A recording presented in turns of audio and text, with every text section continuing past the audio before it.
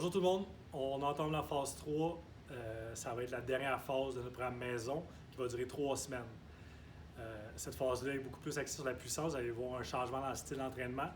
C'est beaucoup plus dynamique et spécifique à ce qu'on s'en va faire dans notre sport, le hockey sur glace. Soit dit en passant, notre programme d'entraînement estival de Rebelle Performance va se tenir cet été, peu importe les scénarios que le gouvernement va nous permettre. On est en train de faire de l'équipement qui va être utilisable à l'extérieur. On a loué d'autres plateaux d'entraînement qui vont nous permettre de garder la distanciation sociale. Donc, restez à l'affût. D'ici quelques semaines, on va arriver avec les détails de notre programme d'été. Il reste encore quelques places. Je vous invite à communiquer avec nous si vous voulez avoir plus de détails et réserver vos places. Notre partie mobilité journée 1, on va commencer avec un hip flexor switch. Hip flexor, c'est cette partie-là ici. Okay. Les parties mobilité avant les entraînements sont correctes, mais on veut garder quelque chose d'un peu dynamique. Donc, on va pousser 5 secondes et revenir, puis on ne gardera pas une pause statique. Okay. Fait que je vais venir tirer ça sans trop arquer mon dos, et je reste droit, je pousse, je reviens, 5 secondes, je reviens. Si je veux un petit peu plus de difficulté, je peux prendre le pied comme ça, je pousse, je reviens, je pousse, je reviens. On va aller chercher un peu de mobilité, tirer les hanches, mais toujours d'une façon dynamique. Deuxième, ça va être le pigeon stretch. Je vais placer ma jambe perpendiculaire, comme ça, et le plus perpendiculaire possible. Là, je veux descendre 5 secondes, on va sentir l'étirement dans le fessier. Et je reviens. J'accentue l'étirement dans le fessier. Et je reviens. On peut peut-être s'aider à ramener le pied le plus perpendiculaire possible. Je reviens. C'est beau. Partie prévention de blessure, on a appris dans les dernières semaines à garder l'alignement orteil, genou, hanche, dos. Là, c'est tree drill, fait qu'on va se placer 3 obstacles. Sur une jambe, on veut aller réactiver le système nerveux puis notre alignement postural. Fait que je vais aller toucher en avant en gardant un bel alignement, toucher sur le côté en gardant un bel alignement, toucher en arrière. Fait que j'ai une petite flexion de la hanche du genou, je travaille mon équilibre, je travaille mes 3 articulations. Okay. L'important, c'est de ne pas voir la hanche qui va à l'extérieur et le genou qui rentre à l'intérieur. On veut garder un bel alignement. Okay. On prend le temps pour faire ça. C'est rien de trop difficile. C'est une petite flexion, fait que je fais juste plier mon genou environ ici. Okay. Deuxième exercice, un spider stretch, spider lunge. Je descends à l'intérieur, je reviens droit. Je descends à l'intérieur, je reviens droit.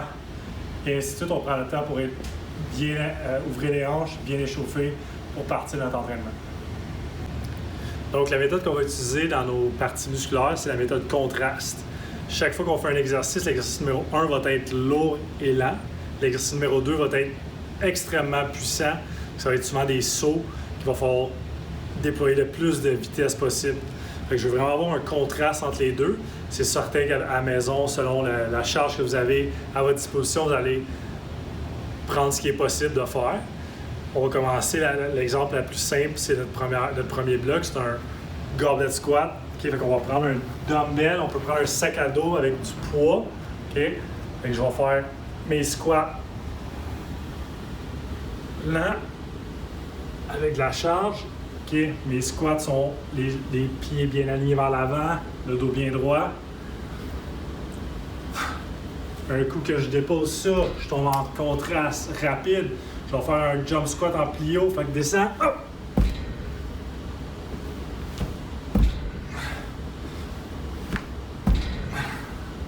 Et puis, fait qu'on a vraiment un contraste lourd et plus léger.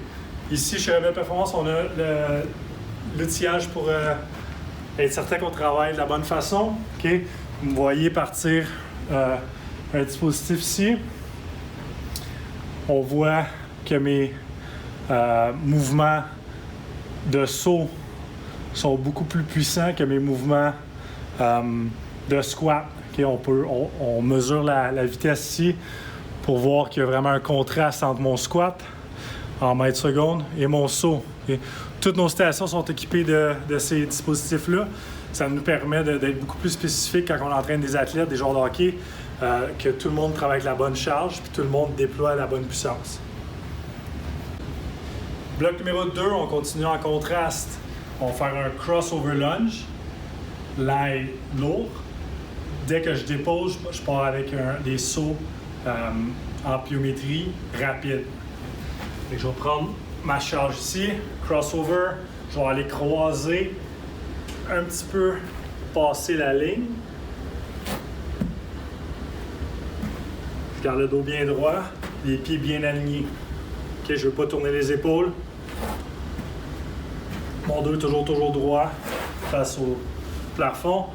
Dès que je termine, okay, saut avant et latéral, saut.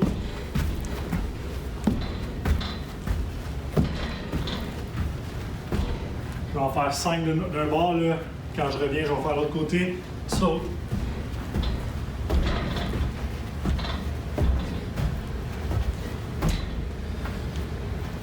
Bien important d'être rapide, le plus explosif possible.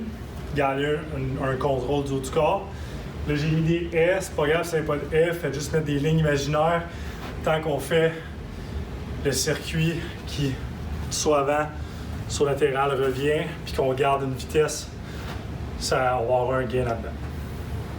Bloc numéro 3, on va faire notre mouvement dynamique en premier.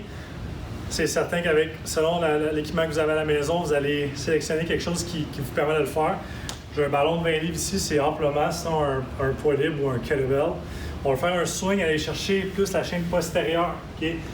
L'important ici, c'est de garder le dos bien droit et de ne pas laisser le dos descendre trop bas. C'est un demi-squat.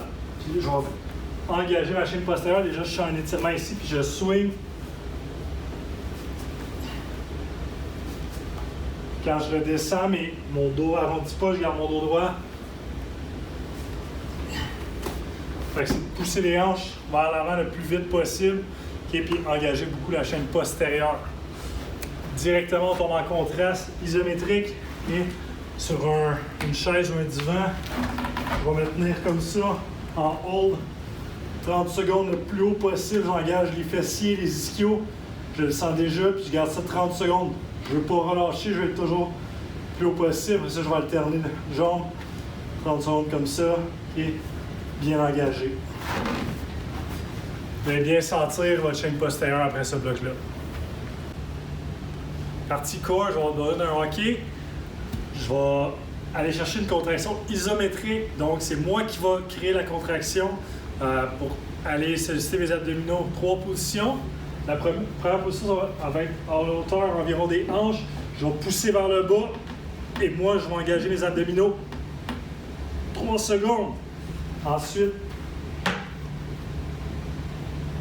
3 secondes, c'est vraiment moi qui crée la contraction. Et 3 secondes, ça vient vraiment de moi. Si je veux vraiment déployer de la force, je vais le sentir. Si je me concentre pas, je ne sentirai pas grand-chose. On va le faire les deux bords aussi. Et même si vous êtes gaucher, vous allez faire de la droite. Okay. Les muscles de l'autre côté doivent être travaillés. Okay. Deuxième. Et troisième. Tout à 3 secondes de contraction maximale. Okay. On regarde le hockey après. On va aller se placer en planche avec une belle alignement. Le bâton touche à ma tête, mes fesses et mon dos.